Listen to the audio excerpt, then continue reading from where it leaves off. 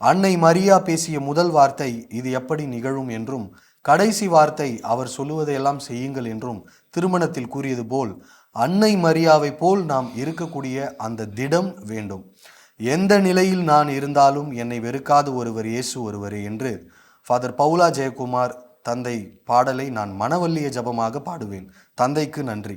மனிதரில் நம்பிக்கை வைப்பவர் சபிக்கப்பட்டவர் என்றும், ஆண்டவரில் நம்பிக்கை வைப்பவர் பேறு பெற்றவர் என்றும் அறிய மாதா டிவி நிகழ்ச்சிகள் நம் மனதில் குடிகொள்ள வைக்கின்றது. சிலுவையில் தொங்கும் இயேசுவின் கண்களை பார்த்து வேண்டிக் கொண்டால் கிடைக்காதது ஒன்றுமே இல்லை. இது என் அனுபவம். மாதா டிவிக்கு நன்றி. இரக்கம் என்பது கடவுளின் அடையாள அட்டை. அதை பயன்படுத்தி வாழ மாதா டிவி துணையாக நிற்கிறார்கள்.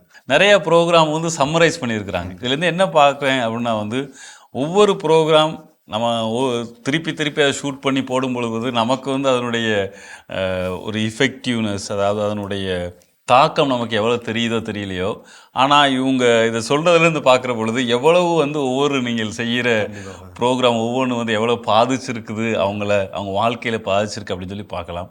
அநேகமாக இவங்க அதிகமான தவக்கால ப்ரோக்ராம்லாம் பார்த்துருப்பாங்கன்னு நினைக்கிறேன். அதனால தான் அழுகையிலிருந்து தொடங்கி சிலுவையை போனாங்க. அதே நேரத்தில் மாதா போல ஒரு நம்பிக்கையோட இவர் சொல்வதெல்லாம் செய்யுங்கன்னு சொல்லி நம்ம வாழ்க்கையை மாற்றிக்கொள்ளாமல் என்று சொல்கிறார்.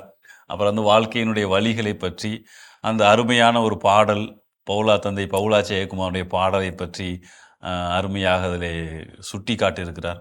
இதே போல் எல்லா நிகழ்வுகளும், எந்தெந்த நிகழ்வுலாம் மனித வாழ்வை தொட்டு அவரை நம்மளை பாதிக்கும், அதையெல்லாம் அருமையாக சுட்டி காட்டியிருக்கிறார். எல்லாவற்றிற்கும் மேலாக எல்லாத்தையும் ஒரு சம்மரைஸ் பண்ணுறாரு. எனக்கு விண்ணக வாழ்வு உண்டு அப்படின்னு சொல்லி சம்மரைஸ் பண்ணுறாரு.